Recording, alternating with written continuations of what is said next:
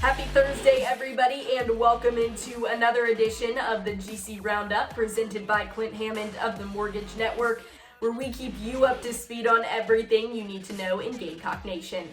I'm your host, Kendall Smith, and this week on the show, we are talking South Carolina's depth chart.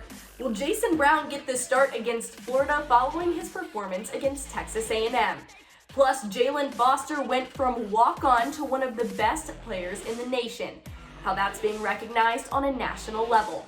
And finally, men's basketball is back in action tonight at Colonial Life Arena, and the women tipped off their season with an exhibition on Monday.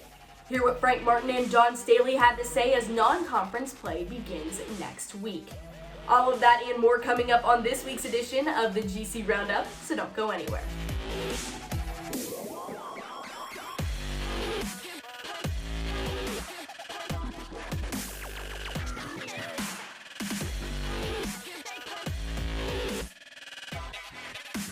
Hi everybody, it's great to have you back for another edition of the GC Roundup.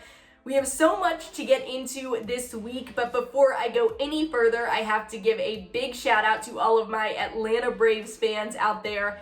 I know this World Series title has been a long time coming, and I know the great feeling of finally winning after waiting years and years and years. Being a Chicago Cubs fan myself, it really does hit close to home. But our very own Michael Sauls and Wes Mitchell here at Gamecock Central are big Braves fans, so super happy for them. I know Michael was running around his complex on Tuesday night with a megaphone, going absolutely crazy. Go!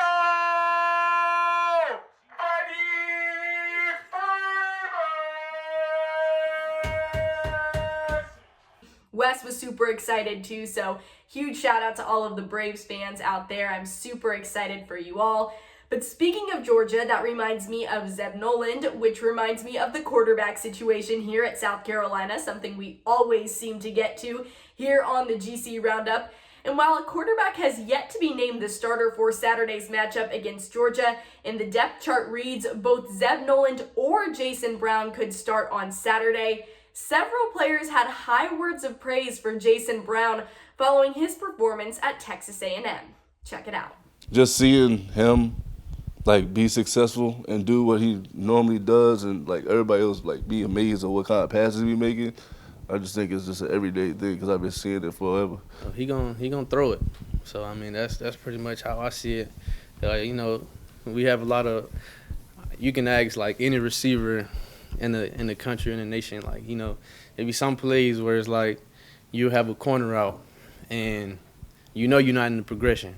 With Jason, you better come out that corner route running. That Texas A&M game was a couple of weeks ago, and last week during the bye week, head coach Shane Beamer went out on the road along with several of his assistant coaches to recruit. Now, recruiting has been a big topic of conversation this week, as earlier in the week, Florida's head coach Dan Mullen made an interesting comment on recruiting. Check out the difference in recruiting philosophies, especially in season, between Shane Beamer and Dan Mullen. We're in the season right now. We'll do recruiting after the season, and when it gets this recruiting time, we can talk about recruiting. Sounds good. Okay. Next question. Shane, you touched on recruiting and being able to get it back out on the road. I mean, just obviously it changes a little bit as a head coach with what you're doing, but I guess what do you see as your philosophy as being a head coach and recruiting, balancing the calendar of it all in season, out of season, and how do you kind of take to it? Good question. I have a feeling I might get one of those. No, I mean, it's every day. I think maybe in the old days you could say not do much, focus on your football team, and then all of a sudden you get out on the road recruiting in December and January, and that's kind of when you start recruiting, and that's not the way it is. I mean, you've got to do it 365 days a year. I mean, I was, quote unquote, I kidded somebody the other night. Sometimes to me the bye weeks in college football are busier than the game weeks. Staying on the topic of football, it was announced earlier in the week that Jalen Foster is one of 88 players who was nominated for the Burlsworth Trophy, which is an award given to the most outstanding college football player who began their career as a walk-on. Foster started his career at Gardner-Webb University in North Carolina. He then transferred to South Carolina and was given a scholarship in 2020. and Foster now leads the NCAA in interceptions. And if that isn't some Thursday motivation for you, then I really don't know what is going to motivate you on this Thursday. Foster will find out if he wins that award on December 6th.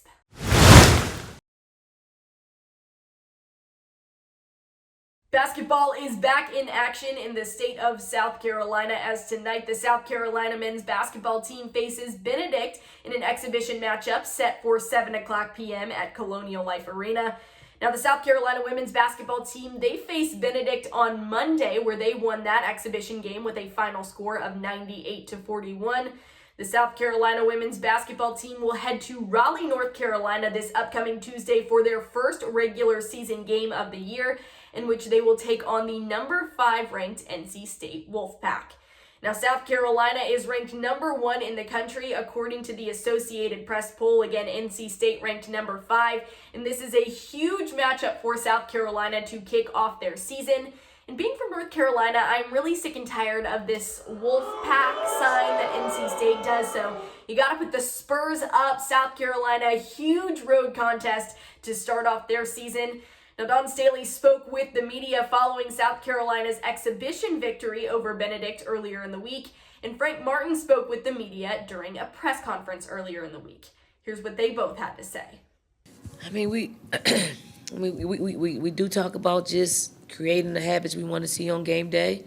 I thought we had great ball movement. I think we were, super aware of making the extra pass offensively.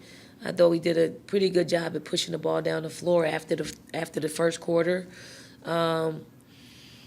Defensively, we got work to do in that area.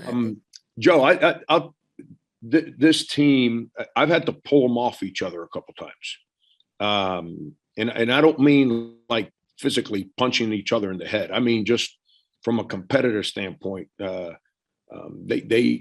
They help each other, they encourage each other, they praise each other, and when somebody doesn't bring it, they let them know. We've got to give some love to the South Carolina women's golf team, who finished off their fall season this past weekend with a win at the Landfall Tradition Golf Tournament in Wilmington, North Carolina. The number 6 ranked Gamecocks took down the number 15 ranked Michigan Wolverines by 12 shots, and that's pretty darn impressive. So big shout out to the women's golf team at South Carolina for finishing off their fall season on a strong note.